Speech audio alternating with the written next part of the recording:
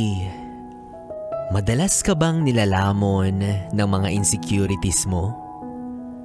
Yung tipong nahihirapan kang ipresenta ang sarili mo sa harap ng mga tao. Tila nagkukubli ka sa loob ng isang kahon kung saan payapa ka at mahinahon. Nagtatago sa isang sulok, nagmumukmok sa lugar kung saan ligtas mula sa mga mata at bibig na matalas. Alam ko naman na nahihiya ka. May mga bagay kang ayaw mong makita at malaman nila. Pero alam mo, may ipapaalala ko sa'yo. Nakalimutan mo na yatang wala sa mundong to ang nilikha ng perpekto. Lalo na tayong mga tao. Lahat tayo isinilang. Lahat tayo may katapusan. Lahat tayo may kanya-kanyang ganda.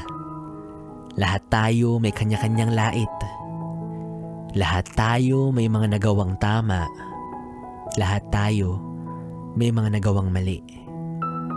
Gayunpaman, sa kabila ng lahat ng yan, may mga nagmamahal pa rin sa atin at nananatili.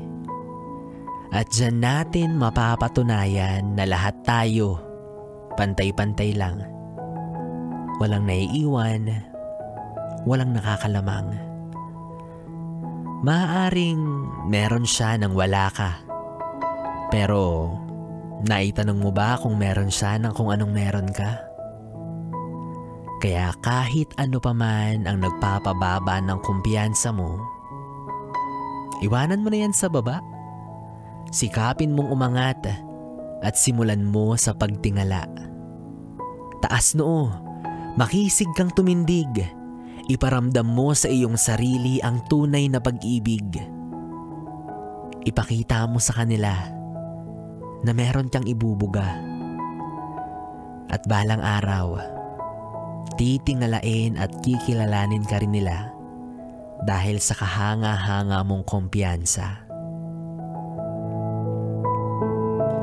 Yes, friend, biboy-bibo pa rin ang iyong kapiling para sa ating tuloy-tuloy na BB Time dito pa rin sa 101.1 Yes FM.